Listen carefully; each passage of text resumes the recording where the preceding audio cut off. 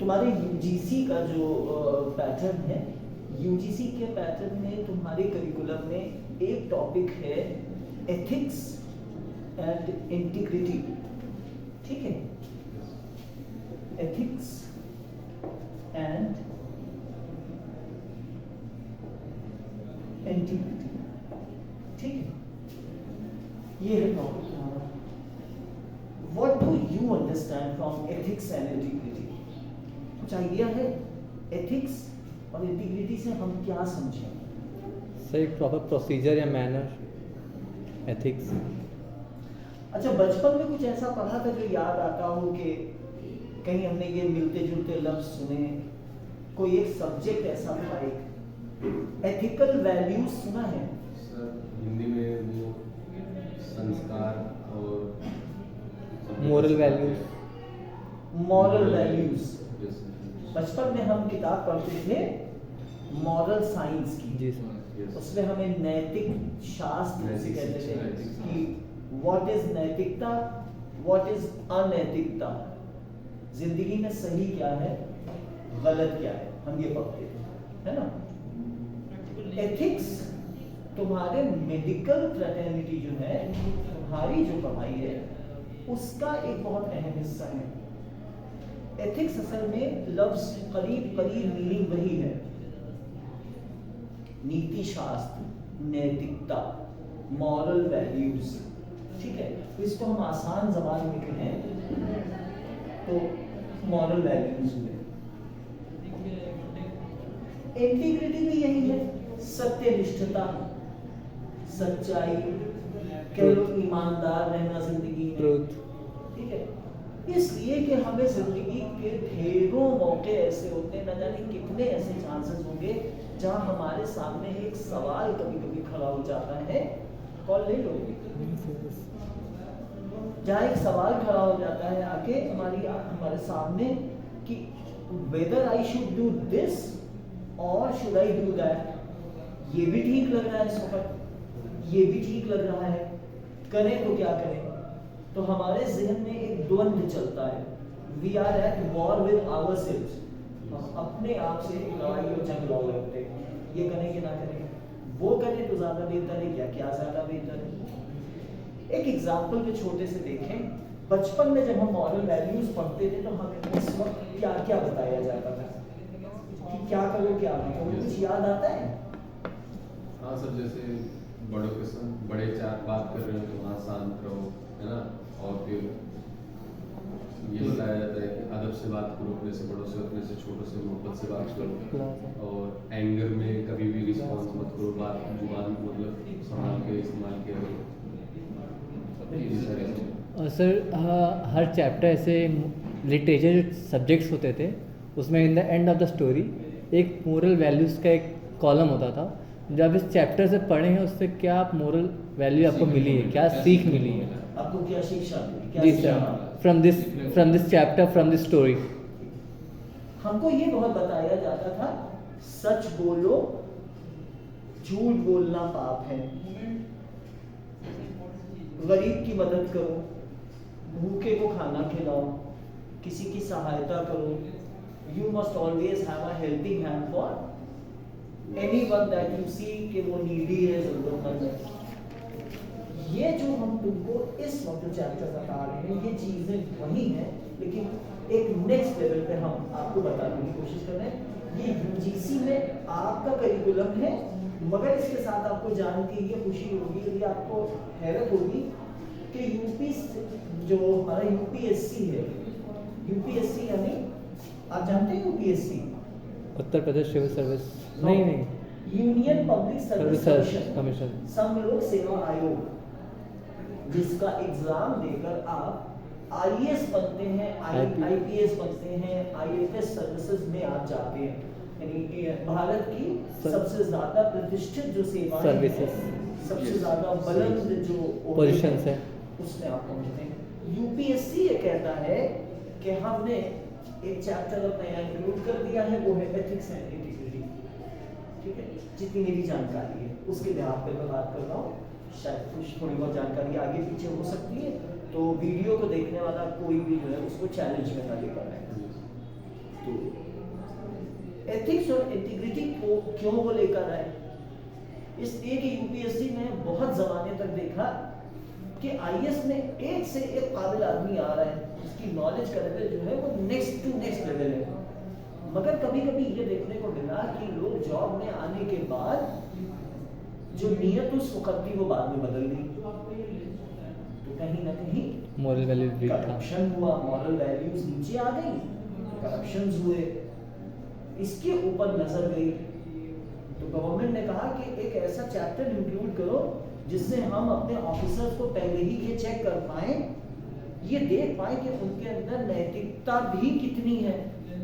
हम आदमी को फिल्टर करके यहीं से आगे भेजेंगे कि वो ये तय कर पाए कि किस दिए गए वक्त पे वो ईमानदारी का दामन पकड़े रहे, क्या वो ऐसी किसी परिस्थिति में ईमानदारी का दामन छोड़ देगा। तो let us filter the person academically also and let us find out how much morally the person is strong as well, morally भी कितना strong है, समाज की बेहतरी में कितना योगदान देगा, कितना कंट्रीब्यूट करेगा। ठीक है, ये पेपर सेटअप हुआ, इत्तेफाक से ये आपके कोर्स का हिस्सा है। ये जो भी कंटेंट अब हम आपसे आगे बात कर रहे हैं, ये देखिए जिसकी चीज हो उसको क्रेडिट जाना चाहिए।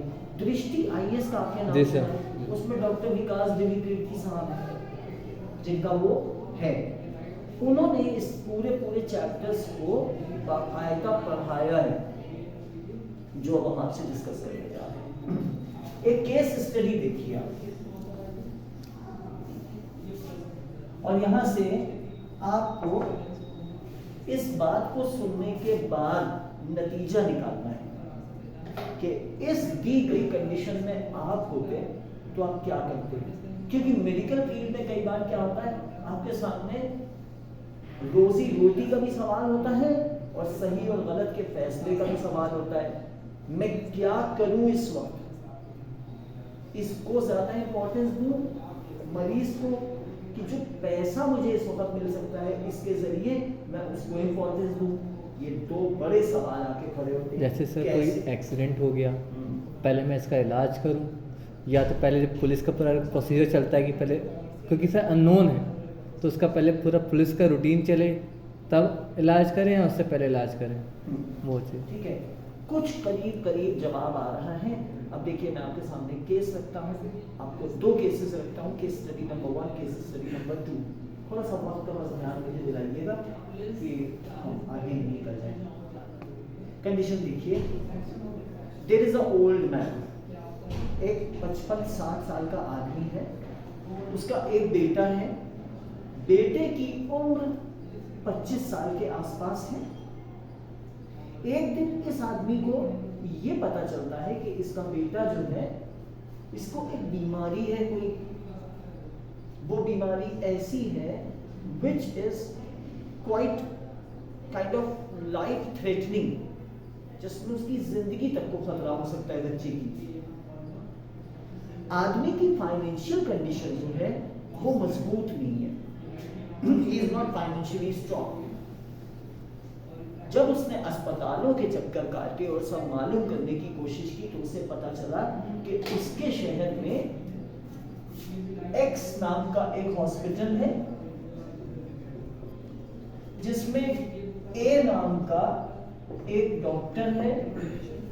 वो डॉक्टर बहुत कॉम्पिटेंट है इस बीमारी के लिए। इसमें बोर्ड आ रहा है? वो डॉक्टर बहुत कॉम्पिटेंट है इस बीमारी के लिए जो इसके बच्चे को हुई है। इलाज में आप कुछ भी मान सकते हैं, चाहे दवाओं से लंबा इलाज है या सर्जरी के थ्रू लंबा इलाज है, दोनों में आपका जो जी चाहे मान। जब इस बुजुर्ग आदमी ने ये पता लगाना शुरू किया कि मेरे बेटे का इलाज कहाँ होगा, तो उसे एक्स हॉस्पिटल बताया गया। वहाँ पे ए नाम का डॉक्टर है जो इस मर्ज के लिए बिल्कुल सही डॉक्टर है, उसका आजमाया हुआ हाथ है, उससे कभी कोई गलती नहीं हुई है, उसके सारे केसेस कामयाब हुए, मतलब परफेक्शन है। परफेक्शन। तो उसको इत्मीनान हो गया। अब इलाज के पैसों का मसला आया, तो when he try to find out the expenses involve, तो उसे पता चला कि ये इलाज it is between 5 to 6 lakhs। 5 से 6 लाख रुपए का खर्चा है। हालात उसके ऐसे हैं कि वो 50,000 रुपए से ऊपर की सोच नहीं सकता। तो फिर उसने एक काम किया, he sold away his house। उसने अपना घर बेच दिया, घर या जमीन का टुकड़ा, जो आप ठीक समझे, कोई एक चीज बेच, प्रॉपर्टी मतलब बेच दी। वहां से उसने 5-6 लाख रुपए इकट्ठा किए। ये पैसे लेके ये बुजुर्ग आदमी एक्स हॉस्पिटल पहुंचा, वहां के रिसेप्शन पे। रिसेप्शन पे पहुंचने के बाद जो लड़की या लड़का वहां बैठा था वो उसके पास गया, उसने सारी बात बताई। उसने कहा कि ऐसा ऐसा ऐसा है बेटा, ये मामला है, और देखो बेटा ऐसा है कि तुम बिल्कुल मेरे बेटे या बेटी की उम्र के हो, ये मेरे बेटे को बीमारी है, ये मुझे पैसों का खर्चा पता चला जो मैं कतई नहीं दे सकता। बेटा ऐसा है कि मैं अपना खेत, जमीन या मकान जो भी है, या ज्वेलरी घर में रखी हुई, इसको बेच के मैंने ये पैसा इकट्ठा किया है। बेटा कंडीशन नंबर 2 ये है, मेरे एक रिश्तेदार ने मुझे या मेरे कुछ दोस्तों ने, मिलने वालों ने मुझे ये बताया है कि अगर मैं वाई नाम के हॉस्पिटल में जाऊं तो वहां पे बी नाम का एक डॉक्टर है जो उतना ही कॉम्पिटेंट है जितना तुम्हारे इस हॉस्पिटल के डॉक्टर ए हैं, और मेरा यही इलाज 1 लाख रुपए से 1.5 लाख रुपए में हो सकता है।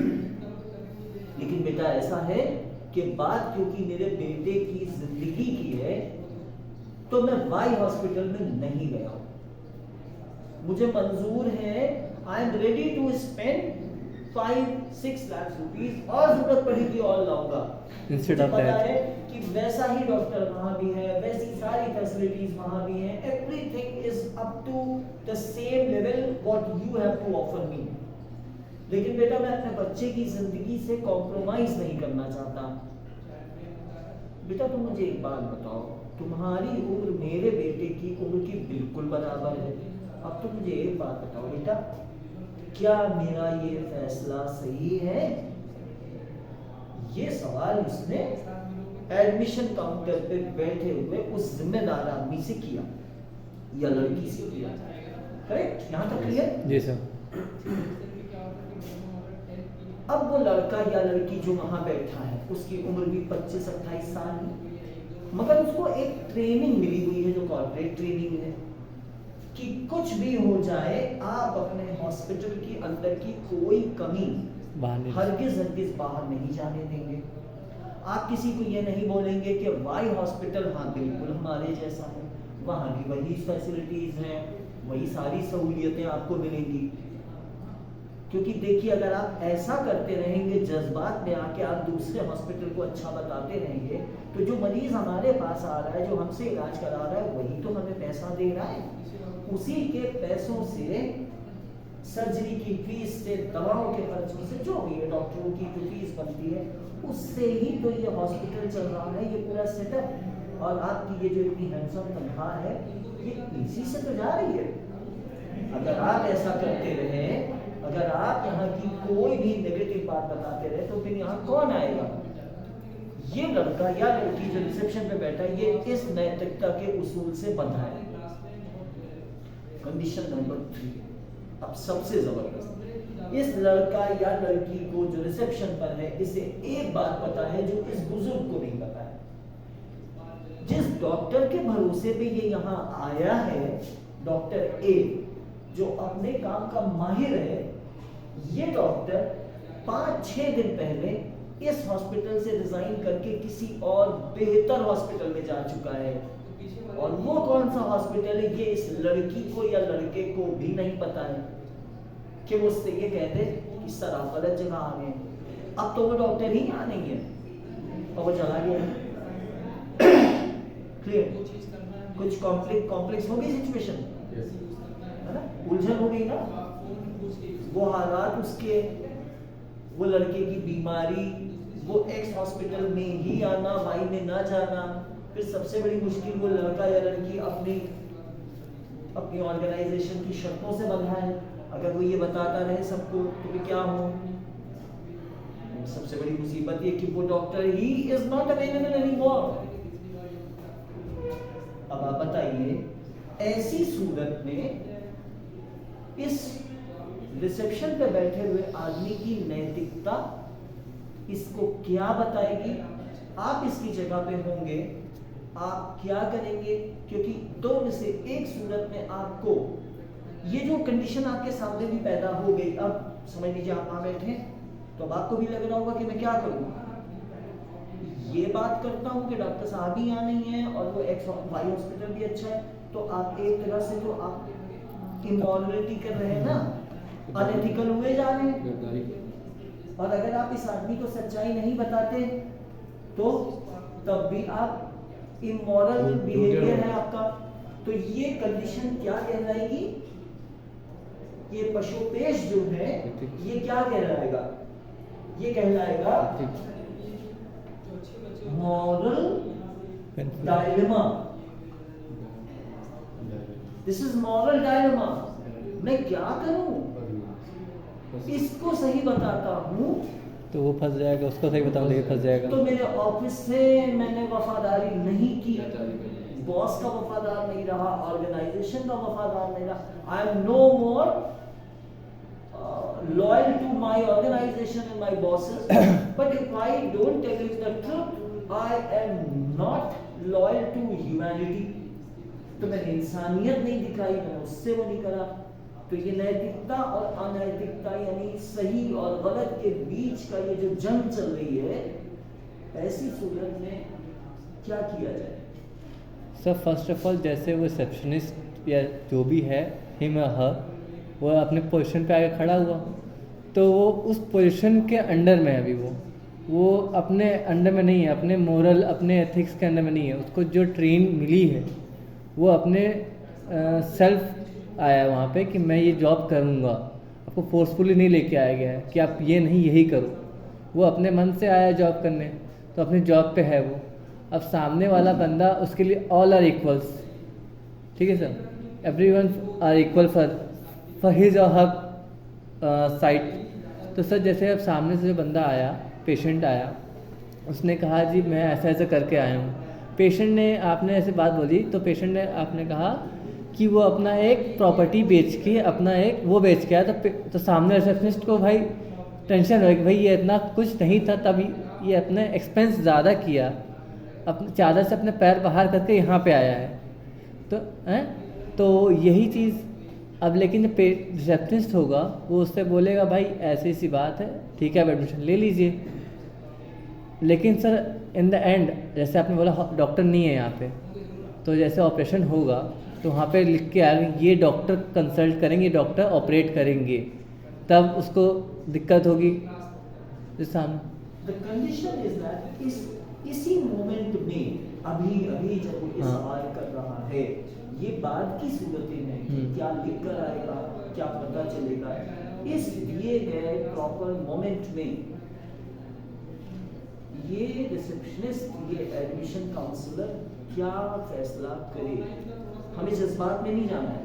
हम एक आईपीएस के लेवल पे जाके बात करें कि एक शहर का वो डिस्ट्रिक्ट मैजिस्ट्रेट है, एसएसपी है, जो भी है, एक ओहदे वाला आदमी है, उसको अभी इसी लम्हे में एक फैसला करना है, वरना अभी दंगा हो जाता है इसी दिए गए मौके पर। तो सर उसको ये करना पड़ेगा कि हम आपका एडमिशन ले लेंगे, we have the best doctors in we have the best doctors, लेकिन but we don't have that doctor. Patient जो आएगा पर्सनली बोला है कि हमको यही डॉक्टर के लिए हम आए हैं, तो we don't have that doctor but we have the as expert as he is, right. उसको ये कंसल्ट करके तब एडमिशन लेना है बस। Very good, but now the question is this man is ready to spend 5 to 6 lakh rupees just because of this hospital, and this hospital, why? Because there is this doctor. In the name of that, see, you or I never trust an organization. We trust the policies and the bosses. Similarly, in a hospital, if we know that this particular doctor is the best of his profession, you will go to that person only. Sir ऐसा भी कर सकते हैं, अगर मैं उसकी जगह होता रिसेप्शनिस्ट की जगह, तो मैं उन्हें ये कहता कि लाइक जैसे कि उनसे पर्सनल टॉक तो कर ही सकते हैं, सामने ही है वो पर्सन 5-6 लाख रुपये ले, उसका बच्चा वहाँ पे है और उसको जो डॉक्टर चाहिए वो है नहीं, और जो जॉब मैं कर रहा हूँ वहाँ पे मेरा रिस्पॉन्सिबिलिटी है कि मुझे अगर कोई सेम डॉक्टर के लिए बोलता है तो एडमिट करूँगा। मैं अपने ऑर्गेनाइजेशन से भी बात कर सकता हूँ कि लाइक वो इस डॉक्टर से कंसल्ट करना चाहते थे, दैट्स वाई वो डिनाई कर दिए यहाँ एडमिट करने के लिए। तो ऐसे मेरा ऑर्गेनाइजेशन भी मुझ पर मतलब कोई सवाल नहीं कर सकता है because that doctor was absent in that hospital, और मैं उसको सजेस्ट भी कर सकता हूँ कि 5 से 6 लाख रुपया बच भी सकता है 1 लाख में, और सेम हॉस्पिटल पे आप जा सकते हो, वहाँ पे सेम डॉक्टर उसके जैसा वैल्यूएबल है, तो उसका इलाज भी हो Do you जाएगा। agree to this answer? Sir जैसे इन्होंने What is बताया, your Ayush? What is your opinion on this? यही ओपिनियन हमारी भी है। You will advise that person to go to a that hospital different hospital. Different hospital. You are working in this organization and you will suggest that person to go to another hospital कि तुम दूसरी जगह चले जाओ। तो ऐसी सूरत में क्या वो एथिकल रहेगा अपनी ऑर्गेनाइजेशन के लिए? No sir, but we are changing our lots of money problems. That's the patient suffering. So I will send to You will send him to. that But will you also tell your organization, क्या तुम अपनी संस्था को, अपने hospital को भी ये बताओगे कि साहब हमारे यहाँ क्योंकि वो डॉक्टर नहीं थे लिहाजा मैंने यहाँ आने वाले एक पेशेंट को दूसरी जगह रिफर कर दिया, क्या ये राज भी शेयर करोगे अपने मालिकों से, अपने बॉसेस से या नहीं? सर if अगर सर मतलब सही रहेंगे मतलब कि अगर हम लोग मतलब सब दत्तनीस की ऑर्गेनाइजेशन हमसे पूछेगा कि एडमिट क्यों नहीं किए, तो हमारा जवाब ऑर्गेनाइजेशन को भी देने के लिए है कि वो पेशेंट को ये डॉक्टर चाहिए था, हमने अपने बेहतर डॉक्टर का नाम बताया और वो डिनाइड कर दिए कि हम नहीं हैं इस जगह पे, और सामने वाले को हम ये सच्चाई बताएंगे कि आप जिस डॉक्टर के लिए यहाँ आए हैं वो डॉक्टर है नहीं, तो आप उनसे डॉक्टर आप सर वापस लेकिन आइए। हम लोग उसको ये रिकमेंड नहीं कर सकते कि जैसे आपने बताया कि same X hospital as it is Y hospital है, जैसे ए डॉक्टर वैसे बी डॉक्टर है, ये हम सजेशन कर दें अगर तभी हॉस्पिटल से बेईमानी टाइप में जो ये- जॉब से ये रहता है। हम लोग ये रिकमेंड ना करके we just recommend that we don't have that doctor but we have as expert as he is, and if you want to You want to stay here? you want to stay here we are welcome to you, if you don't want to stay here as a choice, but we don't recommend that particular hospital, don't come here, go to that, but we don't recommend that hospital. But और इसी के साथ साथ हम आपसे झूठ भी नहीं झूठ भी नहीं बोले। हम आपसे वो बात कह रहे हैं जो बिल्कुल सच है। जी सर। हमारे पास वो डॉक्टर अब नहीं है, लेकिन आप ये इत्मीनान रखिए कि उसके जैसा ही एक और डॉक्टर भी हमारे पास जी है। सर। ये आपको फैसला करना है कि अब आप यहाँ रुके या ना रुके। Yes. आई थिंक एक अच्छा कंक्लूजन है ये। जी सर। Yes, ये- वेरी नाइस, वेरी गुड। आप तीनों ने इसका एक बहुत अच्छा एमिकेबल आंसर निकाल दिया। मुझे टाइम बताएंगे प्लीज, क्या हो रहा है अभी? It's 38. जी sir. We have 5-6 minutes. Sir we have approx 22 minutes, पंच के लिए सर 12 मिनट्स। ये केस स्टडी कुछ इंटरेस्टिंग थी। जी सर। Yes. थोड़ा सा इससे एक पता है आपको कि एक जो स्किल हमें डेवलप होता है, बताइए ये सब करने से आपके अंदर इस वक्त कौन सा एक मॉरल वैल्यूज पे तो हमने बात की और हमने एथिक्स पे बात की, एथिक्स समझ जी में आया सर, इसमें वफादारी। लेकिन इससे आपने इस वक्त एक स्किल जो जिस पे आपने काम किया, क्या आप बताएंगे वो कौन सी स्किल है? Sir at this time we have humanity. Humanity एक इमोशन है, स्किल नहीं है। सर अभी इस टाइम पर्टिकुलरली हम लोग टीम मैनेजमेंट करके आपस में सजेस्ट करके तब हमने आपसे डिस्क्लोज किया है बात। Very good. सच। एक सेकंड हमें बार-बार जी। आज पता चल रहा है कि जब दूसरे आपको रिकॉर्ड करते हैं तो आपको कैसा लगता है। जो स्किल पर तुमने इस वक्त काम किया, जरा सा जहन और लगाओ। टीम वर्क तो किया ही किया, ठीक है, तीनों ने मिलके एक सॉल्यूशन निकाला चीज का, एक और स्किल जो तुमने की, and that is decision very good, Decision. Perfect. Decision making skills, फैसला करके एक नतीजे पर पहुंचे आप, ये कंडीशन है, ये हो रहा है, क्या किया जाए, इसकी क्या सूरत है, how to handle this situation, right? Very nice. Case study number 2 छोटा सा देखते हैं।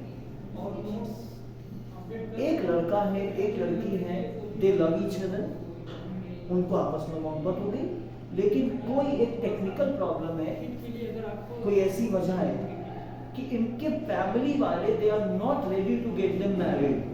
उन्होंने कहा है कि आकाश पाताल एक हो जाएगा, तुम्हारी शादी इस लड़की से नहीं हो सकती है। उनकी फैमिली ने कहा है इस लड़के से तुम्हारी शादी नहीं हो सकती, नो।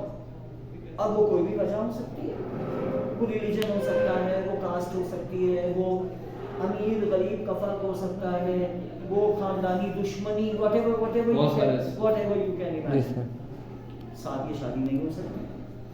उन्होंने दोनों ने तय किया है कि हम मर जाएंगे, लेकिन शादी तो हम ही करेंगे दोनों आपस में, कहीं हम नहीं करेंगे। वन फाइन मॉर्निंग, जो ये बेटा है, अकेला लड़का, ये अपनी इस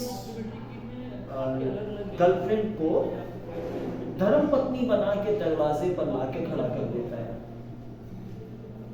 और दरवाजा खटखटाया, बेल बजी, सब कुछ हुआ, मदर निकली बच्चे की बात, तो ये क्या, व्हाट इज दिस?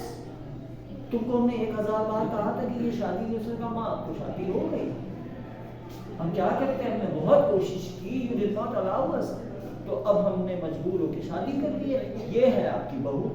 तो जाहिर है कि खिलाफ थे तो खिलाफ आज भी है। उन्होंने कहा कि कुछ हो जाए, ये लड़की अंदर कदम नहीं रख सकती। वो लड़की अपना घर द्वार, सारे रिश्तेदार, she has left everything for this boy to get married with him। बहुत लड़के ने समझाया, कुछ नहीं निकला, उसने कहा माँ मैं घर में लेके जा रहा हूँ उसको। उन्होंने कहा खबरदार, एक कदम आगे बढ़ाया, उन्होंने पेट्रोल की शीशी उठाई और अपने ऊपर डाल दी, और डाल के माचिस ले ली हाथ में, कहा अगर ये पैर अंदर रखती है तो ये माचिस जलती है, माँ लड़की भी जेन जी की लड़की थी, जेन जी यही है ना? जी सर। जनरेशन नेक्स्ट तो नहीं है ये जेन जी, आज के जमाने की लड़की थी। वो जब घर से चली थी तो उसकी सब हालात समझ आ रहे थे कि ऐसा हो सकता है, तो एहतियातन उसने भी पेट्रोल की एक शीशी पर्स में रख ली थी। उसने अपनी वाली पेट्रोल की शीशी निकाली, उसने अपने ऊपर डाल दी, वो भी माचिस लेके खड़ी हो गई। उसने कहा अंदर नहीं आने दीजिएगा माता जी, तो ये रहा पेट्रोल, ये रही माचिस, I am going to burn myself alive. ठीक है कॉम्प्लेक्स। अब moral values, ethics, integrity, decision making skills, सारे के सारे आ गए एक जगह। प्रॉब्लम क्या है, सबसे बड़ी बताइए वो क्या है? अब बेटा करे तो करे क्या, बेटा करे तो करे क्या, अब बेटा करे तो करे क्या में भी एक प्रॉब्लम है। पेट्रोल की शीशियां थी केवल 2, समझ रहे हैं आप? जी सर। हाँ, कुछ भी नहीं डाला। इसके पास है ही नहीं कि ये अपने ऊपर डाल के कहे कि मैं भी लो अभी जाता हूँ। ये किसको डराए? ये ना माँ को डरा सकता है, ना ही इस प्रेमिका से बदल गई पत्नी जो आई है इस पे कि तुम लोग दोनों मान जाओ, देखो नहीं तो मैं जला लेता हूँ। So the problem is he is not having a kerosene bottle, ना माचिस है, तो ये तो बेचारा किनारे खड़ा है विद हिज फिंगर्स क्रॉस्ड। अब क्या किया जाए? अब मॉरल वैल्यूज क्या कहती हैं, एथिक्स क्या कहते हैं, लॉयल्टी क्या कहती है, डिसीजन मेकिंग स्किल्स के अकॉर्डिंग ये लड़का क्या करे? समझ आ रहा है कि आईएएस का पेपर में कैसा कॉम्प्लेक्स सिचुएशन होती है। मेरा भाई एक दंगे में घुस गया, मैं आईपीएस ऑफिसर हूँ, मेरे भाई ने दंगा करा दिया, शुरू करा दिया, रिवॉल्वर मेरे हाथ में है, मैं आईपीएस ऑफिसर हूँ, मुझे आदेश है कि देखते ही गोली मार दी जाए दंगाइयों को। मेरा भाई उसने शुरू कराया दंगा, बताइए मैं क्या करूँ? मांग पैर के नीचे हुई। झगड़ा इतना हो रहा है कि वो इतना जोश में है मेरा छोटा भाई, कि इतना उछल रहा है कि मैं पैर पे गोली मारने की कोशिश करूँ, कोई ठीक नहीं कि सीने पे लग जाए कि पेट पे लग जाए। बीइंग एन आईपीएस ऑफिसर, इस सूरत में मैं क्या करूँ?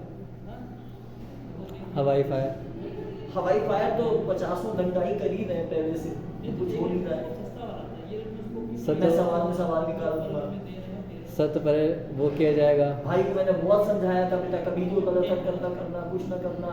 उसने कहा नहीं, मैं तो लूट मार करने निकलूंगा, जब कभी दंगा होगा वो निकल गया। तो सर इसमें जब अरेस्ट कर सकते हैं, एक ऑप्शन यही है। सर पहले आप दंगा जो हो रहा है उसको रोकने के लिए आप कुछ ना कुछ एक्शन लेंगे, या फायर नहीं कर सकते। ये दंगे वाली मिसाल मैंने अचानक अच्छा, इसमें जोड़ी है। हाँ। मेरा मुद्दा वहाँ अच्छा, है। तो दरअसल उस सूरत में ये आदमी क्या करे? सर अब शादी तो हो ही गई, उसमें तो टाल नहीं सकते हैं। आगे आने वाले समय के बाद तो बीवी तो हमेशा वही रहेंगी। थोड़ा सा दिमाग लगा के समय देना चाहिए। जैसे कि मम्मी पापा को बोले ठीक है आप खुली मंजूर है, तो उस लड़की को लेकर आपको वहाँ से चले जाना है ताकि मम्मी पापा शांत हो जाए। क्योंकि पार्टनर तो साथ रहना ही है। आज सुबह का मेरा जवाब यही था जी। सुबह की क्लास यही जवाब जी। तो पार्टनर को ये समझाना है कि जब तक मम्मी पापा राजी नहीं हो जाते हैं तब तक हम आपका ध्यान रखेंगे, ठीक है। और घर तो हमारा नया ही बसना है, चाहे मम्मी पापा के पास बसाएं, चाहे आपके घर पे या कहीं पर भी। और फिर धीरे धीरे चीज़ें समय के साथ सॉर्ट होगी, क्योंकि बच्चे का प्रेम माँ बाप से ज़्यादा होता है, बच्चे को ज़्यादा चाहते हैं, उसकी खुशियाँ आखिरकार में आ ही होगी सब कुछ। Sir it take times but it will take but the things will be in your turn, in your side, in your favour. in your favor. जी। तो मतलब आप इस नतीजे पर पहुंचे कि बेहतर ये है कि उस वक्त माँ के सामने वैसे भी माँ की इज्जत तहजीब और जो उसकी रिस्पेक्ट है उसके सामने ये लड़के को कॉम्प्रोमाइज करना चाहिए, और वो उस बीवी को ये समझाए कि ठीक है माँ हमें यहाँ रहने की इजाज़त नहीं दे रही है, लिहाजा हम माँ से माफी मांग के कुछ वक्त के लिए कहीं और जाके रह गए। धीरे धीरे माँ बाप को मनाने की कोशिश करें, क्योंकि over a period of time बहुत सारे वुंड्स जो है वो हील हो जाते हैं। क्योंकि बहुत सारे सर, जख्म अगर माँ बाप को कुछ बहुत ज़्यादा नफरत होती, कुछ करना ही होता, तो शादी का नाम सुनते ही कुछ हो जाता पहले ही हो गया। एग्जैक्टली है ना। Very good। तो सर अब मैरिड हो, शादी हो गई है, तो फैमिली मेम्बर्स तो इसके सर अचानक से जब बच्चा लेके आया तो फैमिली मेम्बर वैसे ही हाइपर हो जाएंगे, जब हमने मना अचानक से हुआ है। और उस एंगर में हाँ, balance करना सही उस है। एंगर में सर फैमिली में कुछ भी एक्शन ले सकते हैं, Yes। तो कोई भी डिसीजन एंगर में नहीं लेना चाहिए। तो इसके चक्कर में सर पहले हम टाइम देंगे। आपकी वाइफ है, जब आपके साथ वो भाग के आई है तो आपको समझती है, आप पे ट्रस्ट करती तभी आपके साथ आई है। तो सर आप पे ट्रस्ट करके वो थोड़ा टाइम लेकर बाहर अलग से सेटल होंगे। वो अगर उनको टफ सिचुएशन रहेगा उस टाइम, बट अलग से वो स्टेबल हो जाएंगे साइड में। जब पेरेंट जब काम डाउन हो जाएंगे दोनों साइड से इंशाल्लाह, तो सब इक्वल नॉर्मल हो जाएगा। इस सिचुएशन को वक्त दिए जाने की जरूरत है। जी सर। विद द टाइम ये प्रॉब्लम धीरे धीरे सॉर्ट आउट हो जाएगी और ये एक नॉर्मलसी की तरफ आ जाएगी। जी सर। Very good. ये दो छोटी छोटी केस स्टडीज भी जो मैं फिर रिपीट कर दूं, क्योंकि मेरा मानना है कि जिसका हक है उसको पहुंचना चाहिए। ये दोनों कॉन्सेप्ट, दोनों केस स्टडीज मैंने दृष्टि आईएएस के विकास दिव्य की सामने, जो मेरी नज़र में बेइंतहा काबिल इंसान है। आपने सुना है उनको? कभी मौका निकालिए तो सुनिए, क्योंकि इनका उसमें मैंने ये सुना है कि जब हम मुश्किल सिचुएशंस पे बात करते हैं तो हम मैच्योरिटी के साथ ग्रो करते हैं।